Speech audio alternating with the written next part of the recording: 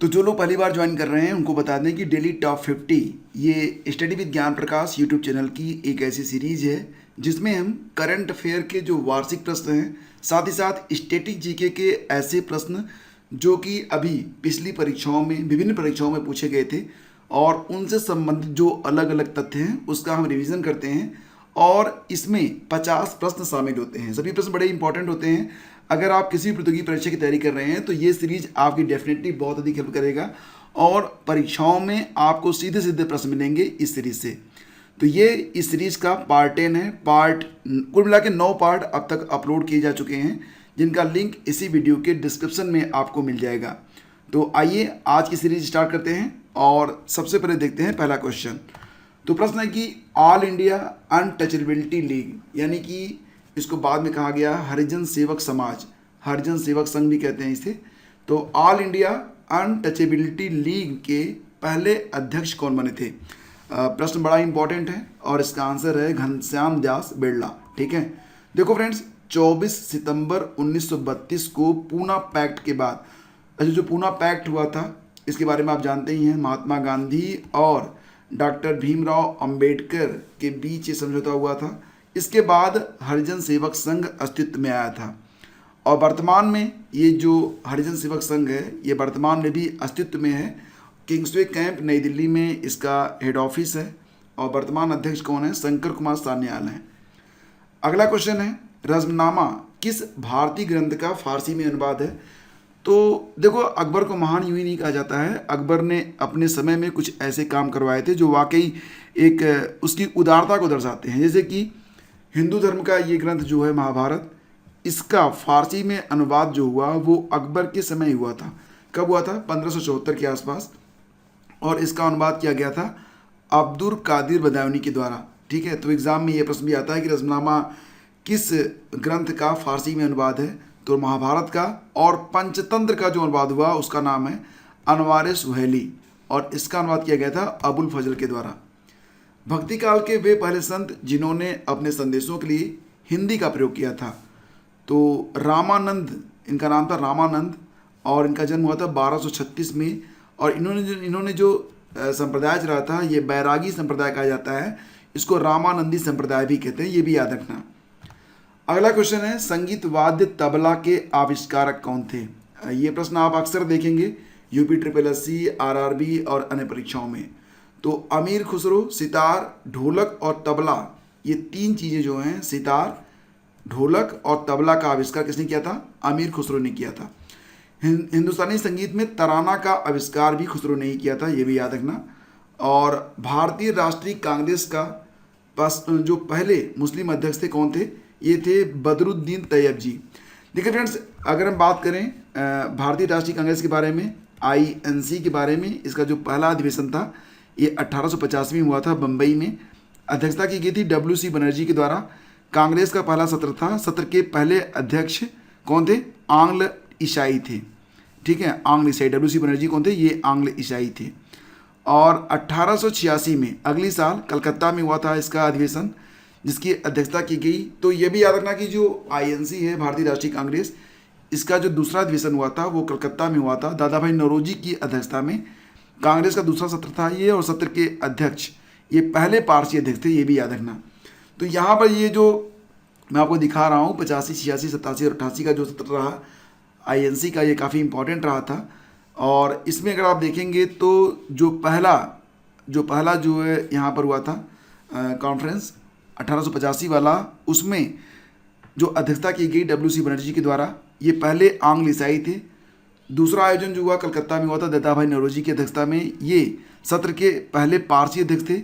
और अखिल भारतीय राष्ट्रीय सम्मेलन का भारतीय राष्ट्रीय कांग्रेस में इसी समय विलय हुआ था। 1887 में जो अधिवेशन हुआ वो कहाँ पर हुआ था? मद्रास में हुआ था। बदरुद्दीन तैयब जी ने इसकी अध्यक्षता की थी। कांग्रेस के पहले मुस्लिम अध्यक्ष भी यही थे।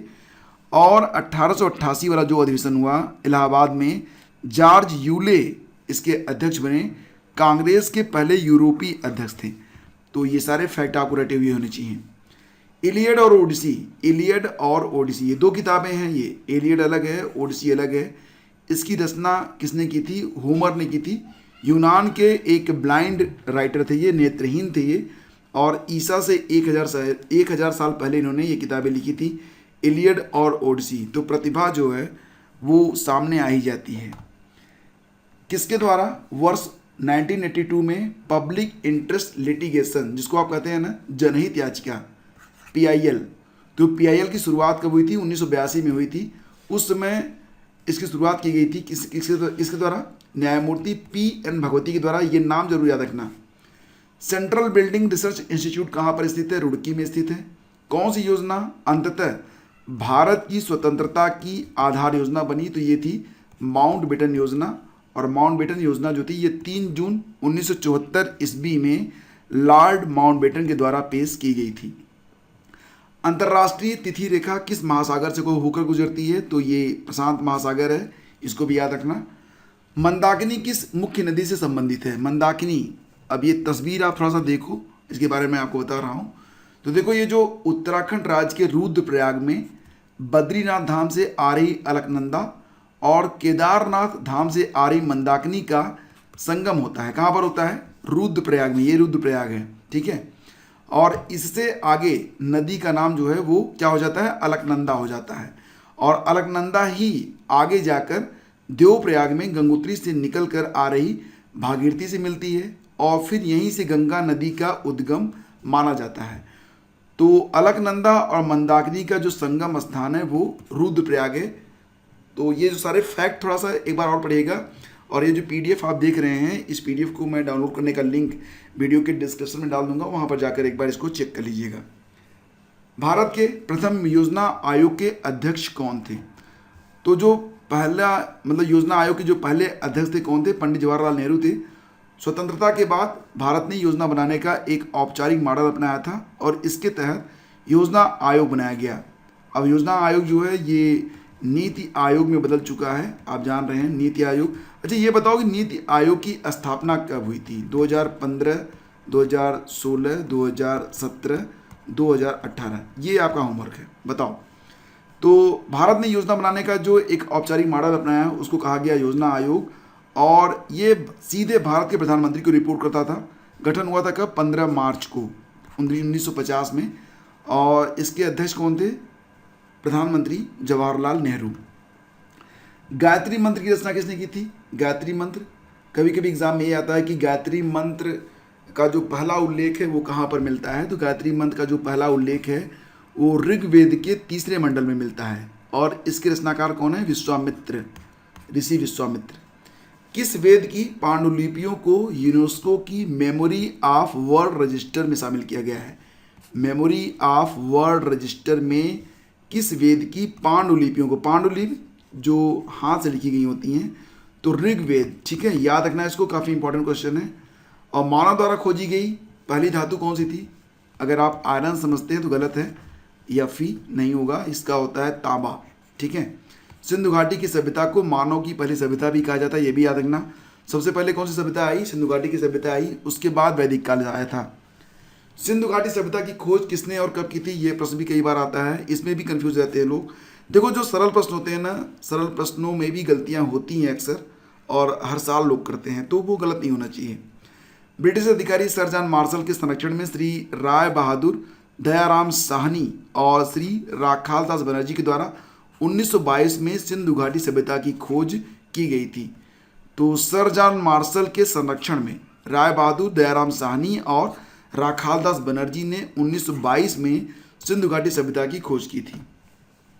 सिंधु घाटी सभ्यता का काल कब से कब तक माना जाता है? तो रेडियो कार्बन C14 अगर आप देखेंगे तो उसके अनुसार 2350 से लेकर 1750 ईसा पूर्व का जो समय है, यही सिंधु घाटी सभ्यता का काल है। और यह एक नगरीय सभ्यता थी। कई बार एग्जाम में आता है ना कि सिंधु घाटी की जो सभ्यता थी वो कैसी सभ्यता थी, वो ग्रामीण थी या फिर नगरीय थी? तो याद रखना कि जो सिंधु घाटी सभ्यता थी ये नगरीय थी, लेकिन आगे चलकर जो सभ्यता बनी जिसको वैदिक सभ्यता कहते हैं आप, वो नगरीय हो गई थी। तो सिंधु घाटी सभ्यता मूल रूप से एक शहरी सभ्यता थी, लोगों का मुख्य व्यवसाय व्यापार था। और दूसरी ओर वैदिक सभ्यता जो थी मूलतः ये ग्रामीण चरित्र की थी, जिसमें कृषि लोगों का मुख्य व्यवसाय था। वैदिक सभ्यता का जो काल है, देखो यहाँ पर सिंधु घाटी सभ्यता का जो काल है वो कब से कब तक है? 2350 से लेकर 1750 ईसा पूर्व का है, ठीक है। उसके बाद अगर आप देखोगे तो यहाँ पर 1500 ईसा पूर्व से लेकर 500 ईसा पूर्व तक का जो समय है ये वैदिक सभ्यता का समय है, ये याद रखना आप, ठीक है। सिंधु घाटी सभ्यता किन किन नदियों के किनारे विकसित हुई? तो यहाँ पर आप देख सकते हैं तस्वीर में, तो इंडस यानी कि सिंधु नदी, झेलम नदी, रावी नदी, सतलज, ब्यास और चेनाब। तो ये जो एरिया है, इसी एरिया में ज़्यादातर आपको सिंधु घाटी सभ्यता। अब सिंधु घाटी का मतलब ये हो गया कि सिंधु नदी, ठीक है, सिंधु नदी और उसकी जो सहायक नदियाँ थी, इसीलिए तो इसे सिंधु घाटी सभ्यता कहा जाता है। और अगर प्रश्न आएगा कि हड़प्पा नगर किस नदी के किनारे स्थित था, तो रावी नदी, ये देख सकते हो आप यहाँ पर, ये रावी नदी है, यहीं पर था हड़प्पा। वर्तमान में कहाँ पर है? ये पाकिस्तान में मिलेगा आपको, यहाँ पर आप देख सकते हैं। ज़्यादातर जो हिस्सा है वो पाकिस्तान में ही चला गया इस समय, जो सिंधु घाटी सभ्यता का था। वेदों की ओर लौटो, ये नारा दिया गया था दयानंद सरस्वती के द्वारा। इनका जन्म कब हुआ था? 12 फरवरी 1824 में और डेथ 30 अक्टूबर 1883 में। स्वामी दयानंद सरस्वती। नारा इनका है वेदों की ओर लौटो। अभी दिल्ली दूर है, ये नारा। हनूज दिल्ली दूर अस्त, ये नारा दिया गया था निज़ामुद्दीन औलिया के द्वारा। एग्जाम में ये भी प्रश्न आता है। अब बात करते हैं कुछ इंपॉर्टेंट जो अवार्ड हैं उसके बारे में, जैसे कि रेमन मैग्सेसे पुरस्कार दिया गया था 2021 में। कितने लोगों को मिला था? 5 लोगों को, 1 2 3 4 5। और ये एशिया का नोबेल कहा जाता है, एशिया का सर्वोच्च पुरस्कार होता है रेमन मैग्सेसे पुरस्कार। किसको किसको मिला? बांग्लादेश के डॉक्टर फिरदौसी कादरी को, पाकिस्तान के मोहम्मद अमजद साकिब को, अमेरिका के स्टीवन भुंसी को, फिलीपींस के राबर्टो बैलोन को, और एक संस्था है इंडोनेशिया की, इंडोनेशियाई वाचडॉग। तो ये 5 एक संस्था है, बाकी 4 लोग हैं जिनको रेमन मैग्सेसे पुरस्कार 2021 प्रदान किया गया था। ये तस्वीर पहचान लो सबसे पहले। तो ये कौन है? ये साइरस पूनावाला हैं, आधार पूनावाला के पिताजी, सीरम इंस्टीट्यूट के संस्थापक। कोविशील्ड जो वैक्सीन आई थी वो सीरम इंस्टीट्यूट ऑफ इंडिया ने ही बनाया था। और इनको जो है इसी वजह से, यानी कि कोविड के समय में इन्होंने बहुत ही उल्लेखनीय काम किया, जिसकी वजह से लोकमान्य तिलक पुरस्कार 2021 से इन्हें नवाजा गया था। तो एग्जाम में आ सकता है। काजल चक्रवर्ती, नाम में मतलब कहते हैं ना, नाम में क्या रखा है, तो नाम में बहुत कुछ रखा है। काजल से जानते हो क्या था? पहली बार तो मुझे भी लगा कि ये फीमेल कैरेक्टर हैं, लेकिन ये मेल कैरेक्टर हैं भाई। ये हैं काजल चक्रवर्ती। इन्होंने क्या जीता है? नॉर्मन बोरलाग नेशनल अवार्ड, ठीक है। तो नॉर्मन बोरलाग राष्ट्रीय पुरस्कार 2020 जीता था काजल चक्रवर्ती ने। डेफिनेटली अब नॉर्मन बोरलाग है, तो नॉर्मन बोरलाग का नाम जो है दुनिया में किस लिए जाना जाता है? जो वैश्विक हरित क्रांति के लिए कृषि में अनुसंधान और उत्कृष्टता के क्षेत्र में दिया जाएगा। तो 2020 का जो पुरस्कार था वो काजल चक्रवर्ती को दिया गया था। अब बात करते हैं डेली टॉप 50 के अंतर्गत कुछ आगामी खेल आयोजन के बारे में। देखो, एशिया कप 2022 का आयोजन कहाँ पर होगा? श्रीलंका में होगा। और फिडे चेस ओलंपियाड ये पहली बार कहाँ पर होने जा रहा है? चेन्नई में। पहले ये रूस में होना था, लेकिन रूस में तो इस समय लोग लड़ भिड़ रहे हैं, तो अब इसका जो आयोजन होगा वो चेन्नई में किया जाएगा। फीफा वर्ल्ड कप 2022 का आयोजन होने वाला है कहाँ पर? कतर में होने वाला है, दोहा में। आईसीसी वुमेन्स वर्ल्ड कप 2022 का आयोजन कहाँ पर हो रहा है? न्यूजीलैंड में हो रहा है, ठीक है। और साउथ ईस्ट एशियन गेम्स का आयोजन ये होने वाला है कहाँ पर? वियतनाम में होगा। एशियन यूथ पैरा गेम्स 2025 कहाँ पर होंगे?